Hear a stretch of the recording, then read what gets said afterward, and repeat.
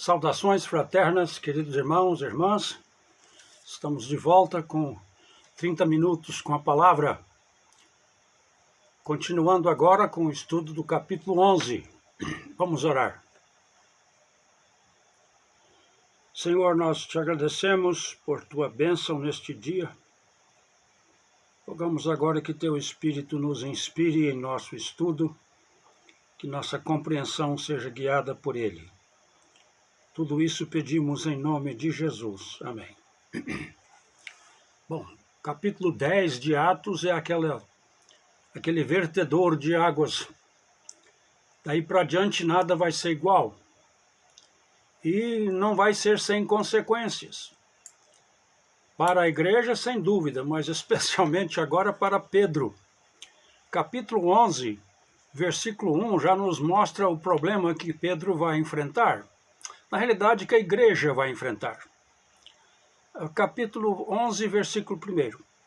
Ora, ouviram os apóstolos e os irmãos que estavam na Judéia, que também os gentios haviam recebido a palavra de Deus.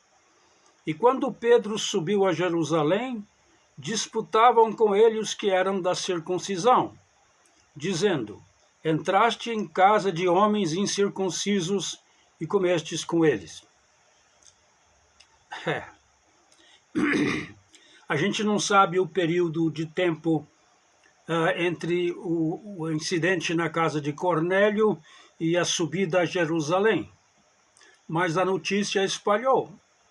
E quando Pedro sobe a Jerusalém, eles estavam disputando com ele os que eram da circuncisão.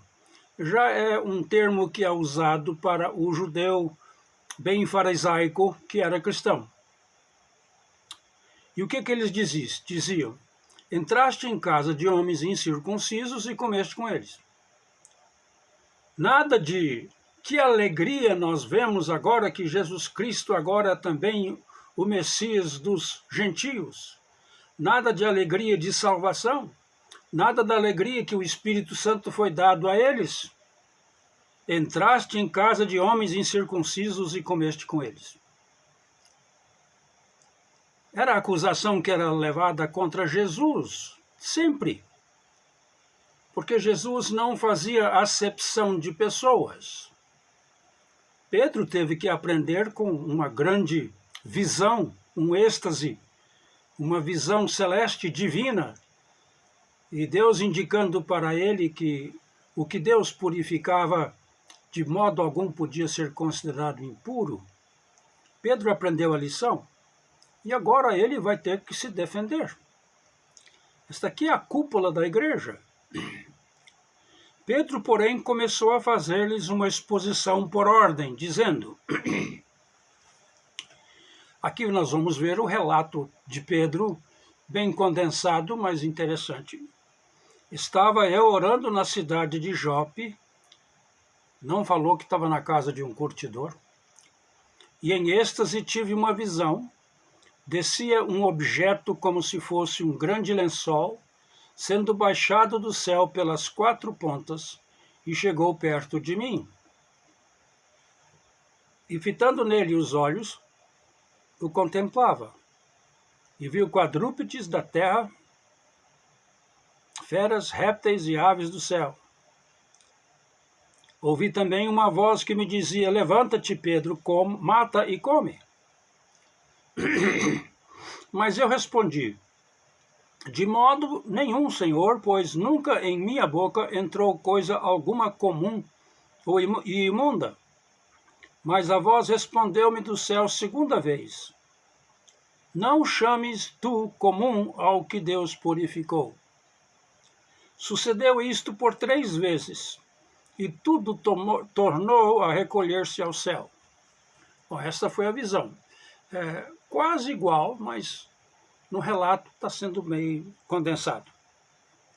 E eis que nesse momento pararam em frente à casa onde estávamos 3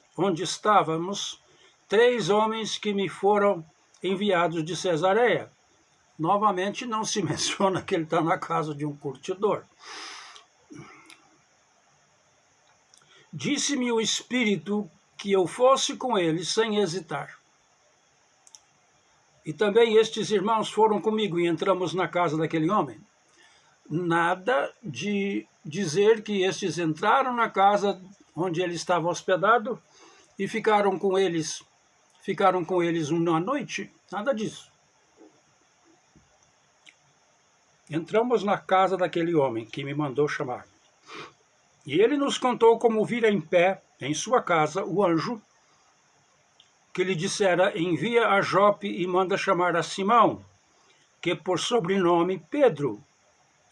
Nada de mencionar a casa de Simão, o curtidor. Pedro está sendo diplomático aqui, eu acho.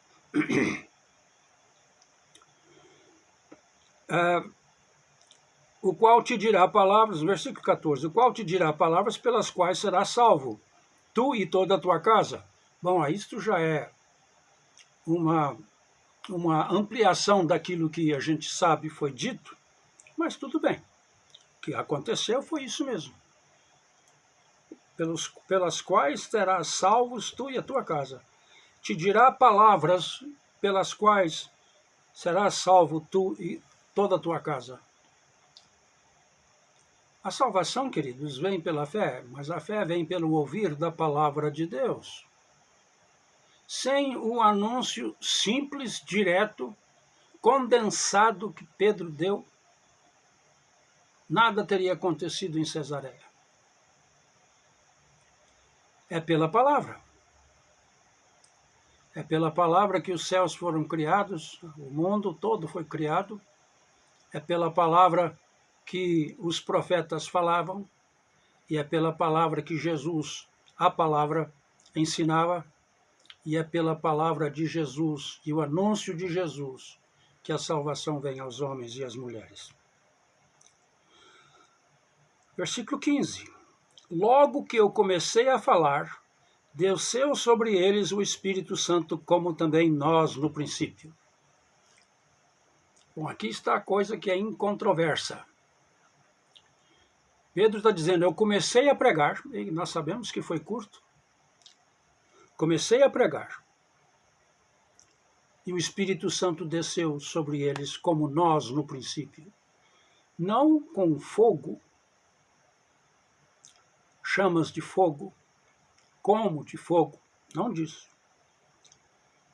Ele vai explicar, sem dúvida, que eles sabiam que foram visitados ou batizados com o Espírito Santo por causa das evidências do louvor, das línguas.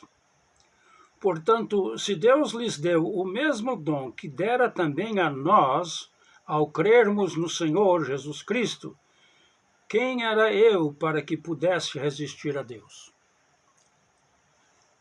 Aqui eu quero falar uma coisa séria. Quando alguém diz crer em Jesus Cristo com toda a sua vida, pela fé,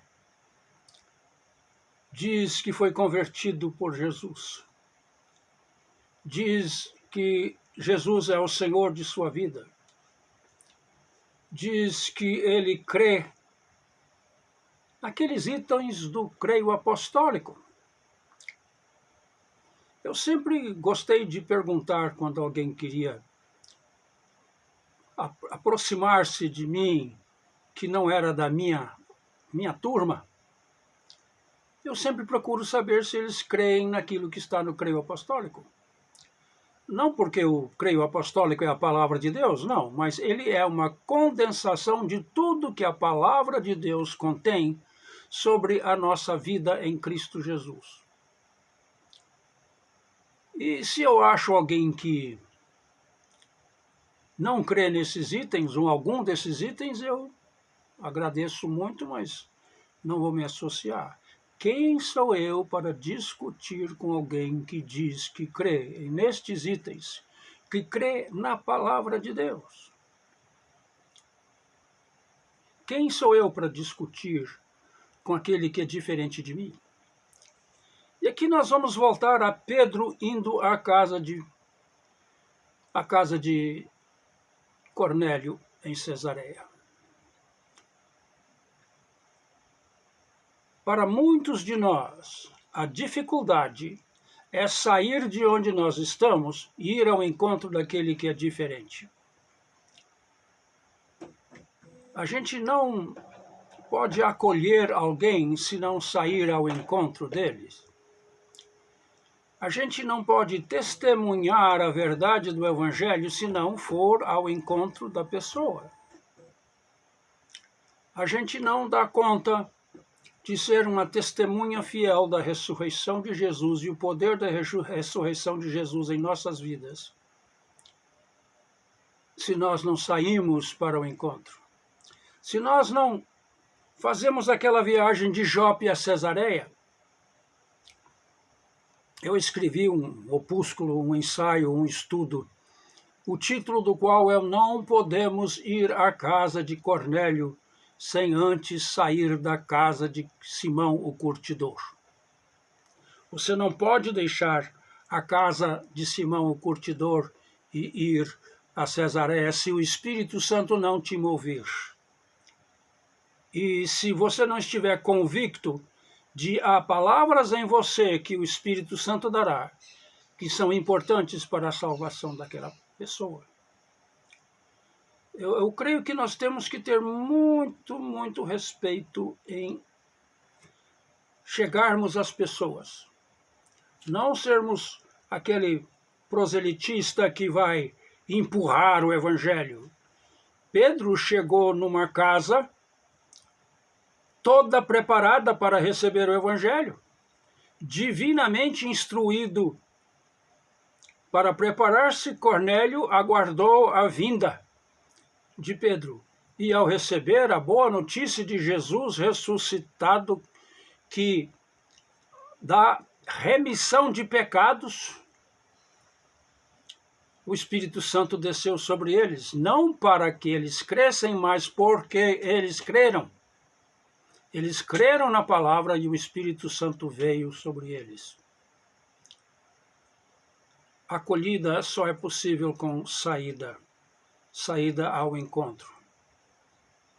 Alguns de nós temos o dom da evangelização espontânea em qualquer lugar. Eu fico lembrando do meu grande amigo Paulo César, em Arraial do Cabo, hoje mora no Rio de Janeiro. Tudo para ele é falar de Jesus, sem ser um empurrão, sem ser chato, mas ele testemunhava a vida de Jesus na vida dele. E isto levava ele a ter abertura com pessoas que eram totalmente diferentes dele. Eu considero um dos grandes privilégios poder ter ao meu lado uma mulher, 42 anos, que é católica, uma cristã fervorosa, uma cristã em todos os sentidos, que crê em Jesus Cristo. E eu considero um grande privilégio saber que ela também tem ao lado dela um evangélico protestante. E nós dois vivemos uma vida muito boa no Espírito Santo.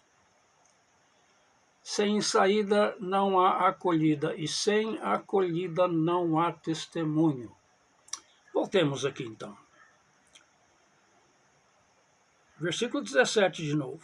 Portanto, se Deus lhes deu o mesmo dom, qual dom? O Espírito Santo. Não o dom de línguas. O dom que é o Espírito Santo. Se Deus lhes deu o mesmo dom, a promessa é para vós e para os vossos filhos e para todos aqueles que o Senhor Deus chamar, disse Pedro no sermão de Pentecostes. E recebereis o dom.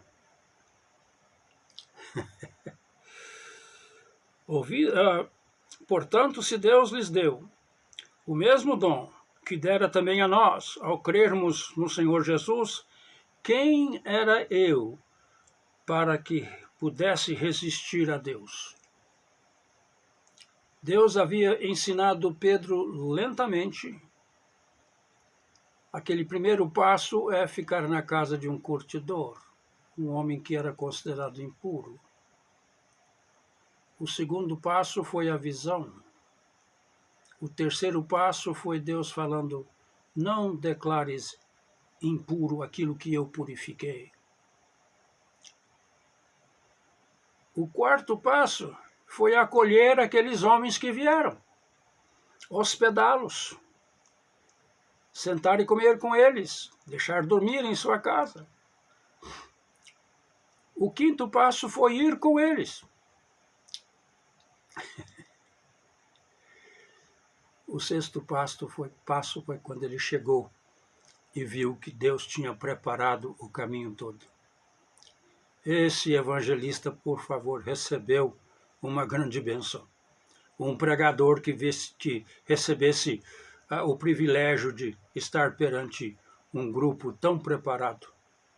Mas, queridos, é um momento marcante na vida da igreja.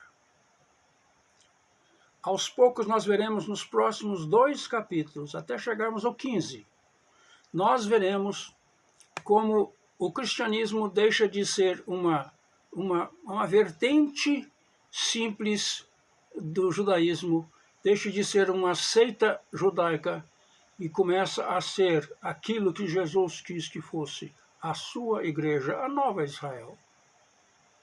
E esta vertente aqui, um vertedor de águas, daqui para diante as coisas não serão iguais. É importantíssimo. Deus não faz acepção de pessoas. E interessante, desculpe o trocadilho, nós gostamos de fazer asepsia de pessoas. Gostamos de purificá-los primeiro. Depois nós vamos aceitá-los. Não, Deus não faz acepção. 18. Ouvindo eles estas coisas, apaziguaram-se, acalmaram. Agora estão cientes que aconteceu muito mais importante do que Pedro entrar na casa de um gentio e comer com eles. Apaziguaram-se e glorificaram a Deus, dizendo: assim, pois, Deus concedeu também aos gentios o arrependimento para a vida. É outro termo para a salvação. Arrepender-se para a vida. Deus concedeu.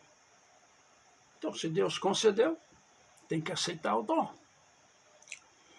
Aqueles, pois, que foram dispersos, aqui termina essa parte, versículo 19. Aqueles, pois, que foram dispersos pela tribulação suscitada por causa de Estevão, passaram até a Fenícia, Chipre e Antioquia.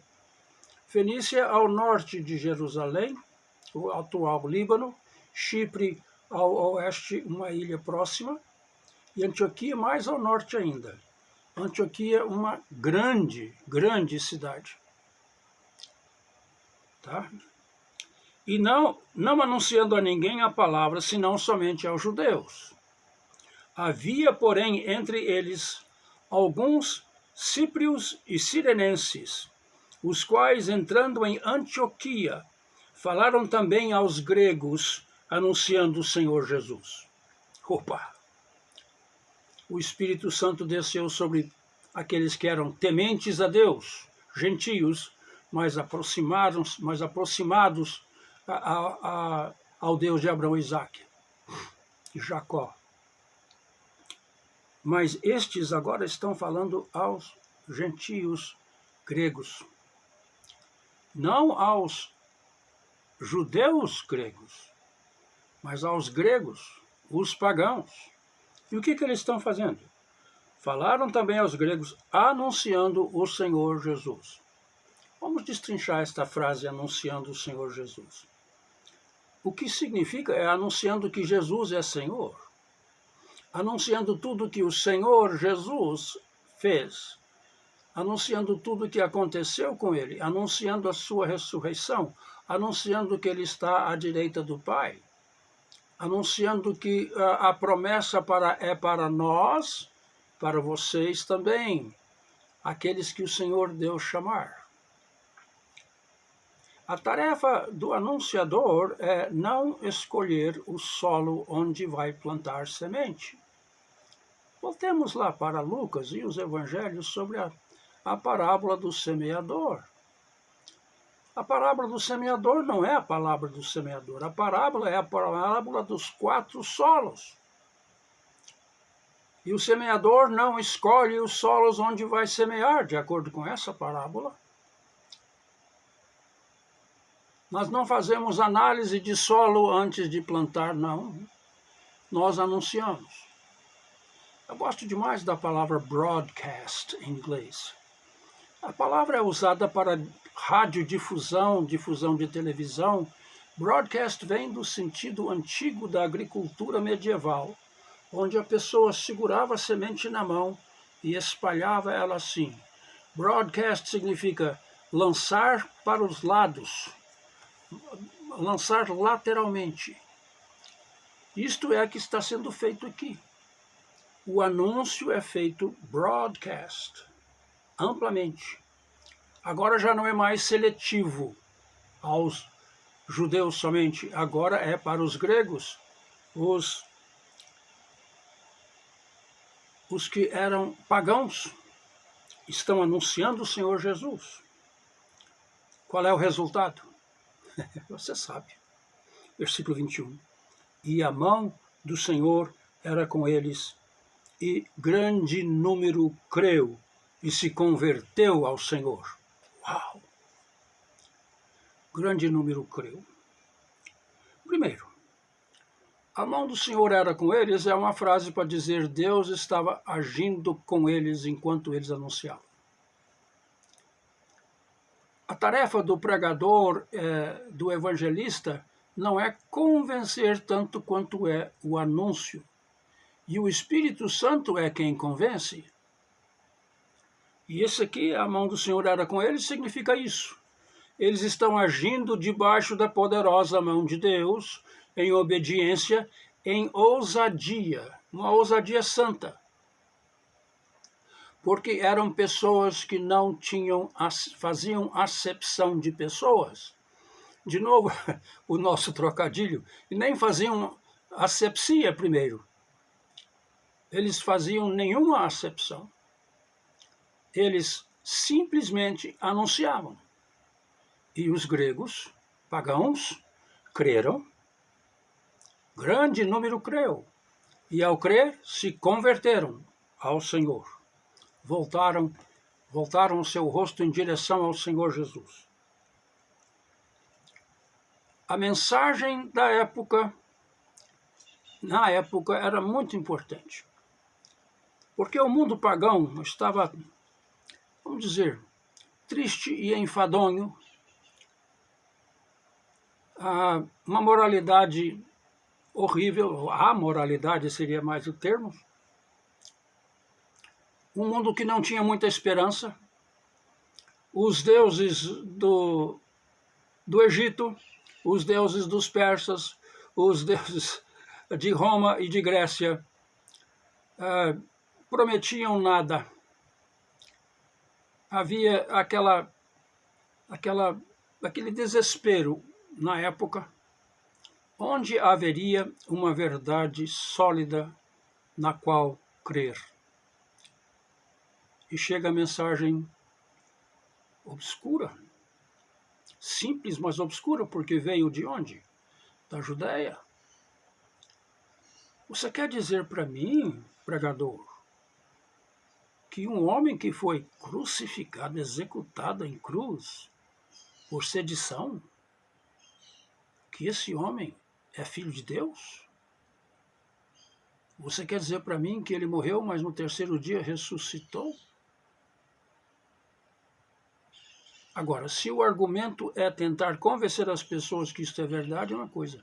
Mas anunciar e esperar que o Espírito Santo haja na vida das pessoas, naquele ato que a gente chama de regeneração. Quando o Espírito dá ao morto espiritual vida suficiente para crer pela primeira vez numa salvação eterna, regenerando um pouquinho. Quando isso chega, quando o Espírito Santo age, é assim que há conversão. A conversão não vem de conversa, ela vem de voltar à sua direção de vida. No grego, a metanoia, a mudança de mente, de deixar o paganismo vazio para aceitar o cristianismo pleno. Anunciando o Senhor Jesus significa: aqui está alguém em quem você pode confiar. Versículo 22.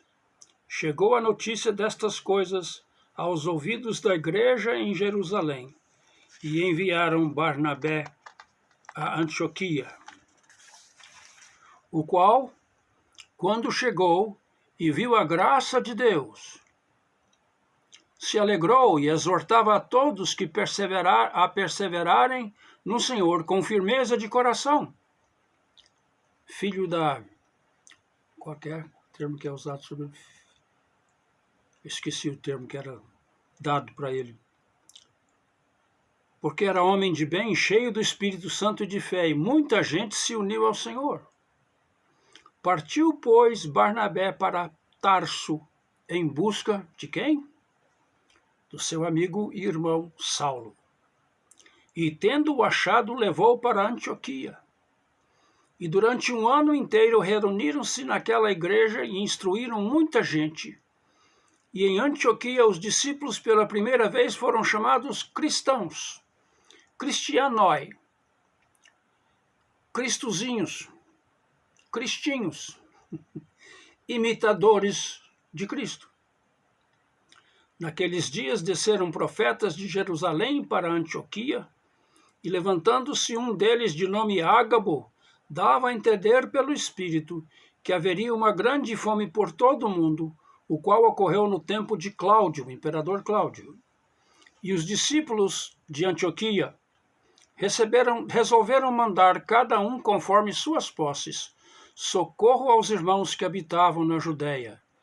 E o que eles com efeito fizeram, enviando os anciãos por mão de Barnabé e Saulo. A primeira vez que a gente vê uma oferta dada aos da Judéia. A ideia está plantada aqui. Estes cristãos que eram pagãos, gregos, estes vão dizer: Jesus Cristo mudou meu viver, tanto que agora eu vou colaborar com vocês na sua angústia, na sua falta de comida. Paulo vai usar a mesmo,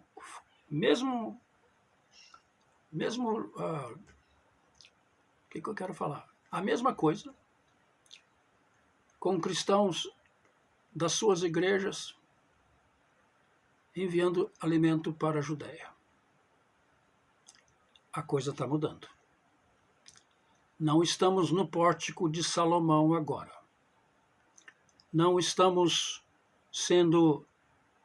reunindo de casa em Jerusalém. Já saímos de Jerusalém para a Judéia, para a Samaria, e agora estamos chegando aos confins da terra. E ao chegarmos no capítulo 13, nós vamos ver que confins da terra. Porque Deus tinha preparado um homem para esta grande tarefa de espalhar o Evangelho até os confins da terra. Até semana que vem, queridos.